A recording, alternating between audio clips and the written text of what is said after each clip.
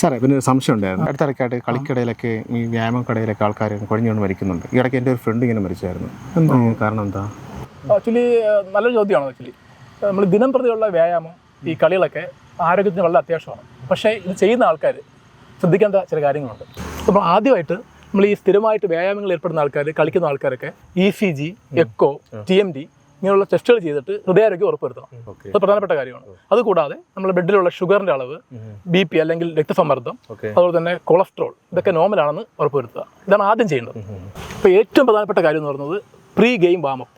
അതായത് ഒരു കളിക്കാരൻ കളിക്കുന്നതിന് മുമ്പ് അയാളെ ശാരീരികമായും മാനസികമായും ആ കളിക്ക് വേണ്ടി തയ്യാറെടുപ്പിക്കുന്ന പ്രക്രിയയാണ് പ്രീ ഗെയിം വാമപ്പ്. അതാണ് നമ്മൾ കളിക്ക് മുമ്പായിട്ട് ശ്രദ്ധിക്കേണ്ട ഏറ്റവും പ്രധാനപ്പെട്ട കാര്യം. സാറേ വാമപ്പ് ചെയ്യാൻ ഒരു 5 മിനിറ്റ് ഓടിയാൽ പോരെ? അതുപോരാ. ഈ പ്രീ ഗെയിം വാമപ്പ് എന്ന് ഉദ്ദേശിക്കുന്നത് നമ്മളെ ഹൃദയമിടിപ്പ് ക്രമമായി ഉയർത്തുക, ശരീരത്തിൻ്റെ രക്തഓട്ടം എല്ലാ ഭാഗങ്ങളിലേക്ക് എത്തിക്കുക, ശരീരത്തിൻ്റെ പ്രവർത്തനങ്ങളെ ഏകോപിപ്പിക്കുക, ഫ്ലെക്സിബിലിറ്റി കൂട്ടുക, ഇതൊക്കെയാണ്. ഇപ്പോൾ നമ്മൾ ഈ പറഞ്ഞ ജോയിങ് അല്ലെങ്കിൽ ഓട്ടം എന്ന് പറയുന്നത് ഇതിൻ്റെ ഒരു ഭാഗം മാത്രമാണ്. സാറേ ഇപ്പോൾ ഈ വാമപ്പിൽ നമ്മൾ ഏതൊക്കെ വ്യായാമങ്ങളാണ് ഉൾപ്പെടുത്തേണ്ടത്? നമുക്ക് ഈ വാമപ്പ് വ്യായാമങ്ങളെ രണ്ടായിട്ട് തിരിക്കാം. ഒന്ന് കാർഡിയോവാസ്കുലർ വാമപ്പ്, വേറൊന്ന് മസിൽ വാമപ്പ്. കാർഡിയോവാസ്കുലർ വാമപ്പിനകത്ത് ആദ്യം ഉൾപ്പെടുന്നത് ലൈറ്റ് ജോഗിങ്. നമ്മൾ സാധാരണ ഓടാറല്ലേ ലൈറ്റ് ജോഗിങ്. ആ ലൈറ്റ് ജോഗിങ് ഓടുക, അതിൻ്റെ സ്പീഡ് എന്ന് പറയുന്നത് ഒരു 4 km/h സ്പീഡിൽ ഓടുക, അതാണ് ലൈറ്റ് ജോഗിങ്. അത് കഴിഞ്ഞാൽ വരുന്നത് ഡൈനാമിക് സ്ട്രെച്ച് എന്ന് പറയും. ഡൈനാമിക് സ്ട്രെച്ച് എന്ന് വെച്ചാൽ നമ്മുടെ മസിൽസിലേക്ക് ഒന്ന് സ്ട്രെച്ച് ചെയ്യുന്ന കാര്യങ്ങൾ. ഫോർ എക്സാമ്പിൾ നീ അപ്പ് ചെയ്യുന്ന എക്സസൈസ്, പിന്നെ ബട്ട് കിക്ക് എന്ന് പറയും, കാല് പുറത്താക്കുന്ന എക്സസൈസ്, പിന്നെ നമ്മളിങ്ങനെ തിരിക്കുന്ന ടോൾഫോ ടിസ്റ്റ് എന്ന് പറയും.